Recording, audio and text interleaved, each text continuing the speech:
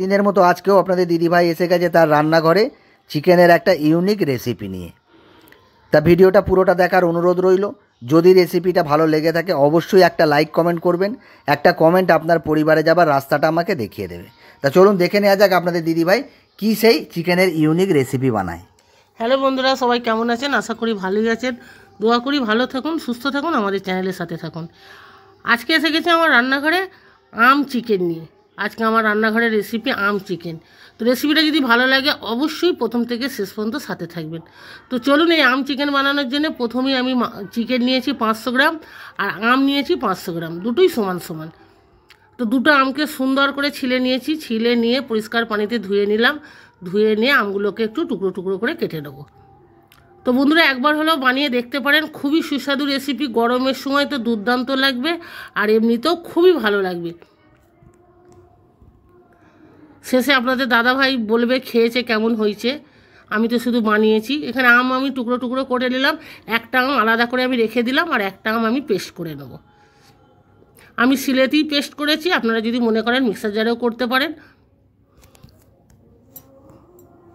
ভাবছেন হয়তো আম চিকেন কীরকম হবে, কিন্তু খুবই সুস্বাদু রেসিপি। আমটা একদম মিহিন করে বেটে নেব।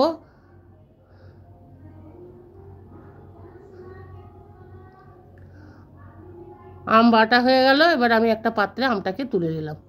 এদিকে মাংসটা ধুয়ে পরিষ্কার করে একদম পানি ঝরিয়ে রেখেছিলাম, একটা পাত্রে মাংসটা নিয়ে নিলাম আর ওর মধ্যে যে আমটা পেস্ট করেছিলাম ওটা দিয়ে দিলাম। শুধু আমের পেস্টটা আর মুরগির মাংসটা ভালো করে মিক্স করে নেবো, করে নিয়ে ঘন্টা দুয়েক মতো রেখে দেবো ফ্রিজে। এখানে একটা মশলা রেডি করে নিই, ওদিকে 2 ঘন্টা তো রাখতে হবে।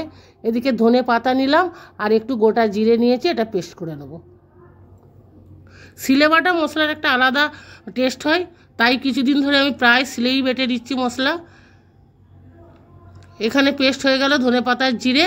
আর এখানে আমি আমগুলোকে আলাদাভাবে, যে একটা আম রেখেছিলাম ওটাকেও আমি আলাদাভাবে টুকরো টুকরো করে নিচ্ছি। পরিমাণটা সেইভাবেই দিতে হবে, যেহেতু আম টক আছে। চিকেন যদি 1 কেজি হয় তাহলে 1 কিলো আম দিতে হবে, যদি 500 গ্রাম হয় তাহলে 500 আম। পরিমাণটা কিন্তু ঠিকঠাক করে করতে হবে। এদিকে আমগুলো সুন্দর করে একদম টুকরো টুকরো করে কেটে নিয়েছি। এদিকে একটা মশলা রেডি করে নিই, যেমন ধনে পাতা জিরেটা আর কাশ্মীরি লঙ্কার গুঁড়ো 1/2 চা চামচ, আদা রসুনের পেস্ট আর অল্প একটু নুন দিয়ে পানি দিয়ে আমি একটু পেস্টটা করে নিলাম। সুন্দর করে মশলাটাকে গুলে নিলাম। মশলা রেডি হয়ে গেছে, এদিকে প্রায় ঘন্টা 2 মতো হয়েও গেছে। এদিকে কড়া বসিয়ে দিলাম, কড়ার মধ্যে 3 থেকে 4 চামচ আমি এখানে সাদা তেল দিয়েছি। তেলের মধ্যে একটা তেজপাতা টুকরো করা, এলাচ লবঙ্গ দালচিনি পরিমাণ মতো দিয়ে দিলাম।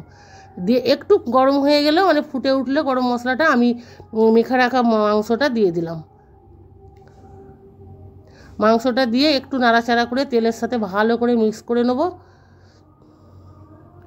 এদিকে মাংসটা হচ্ছে, এদিকে একটা মশলা আমি আবার রেডি করে নেবো। যেমন বড় সড়ো পেঁয়াজ দুটো একদম ছোটো ছোটো করে কুচিয়ে রেখেছিলাম, একটু কড়ার মধ্যে তেল দিয়ে পেঁয়াজটাকে হালকা সোনালি করে ভেজে নিলাম। ভেজে নিয়ে এখানে 2 থেকে 3 চামচ চিনি দিয়ে দিলাম পেঁয়াজের মধ্যে। পেঁয়াজের সাথে ভালো করে চিনিটাকে একদম মিক্স করে নিলাম। পেঁয়াজ একদম সোনালি কালার হয়ে গেছে আর এদিকে চিনিও গলে গেছে। এদিকে মাংসটাও বেশ কষানো হয়ে গেছে, কালারটা চেঞ্জ হয়ে গেছে মাংসের। এদিকে ওই পেঁয়াজটা ওর মধ্যে দিয়ে দেবো।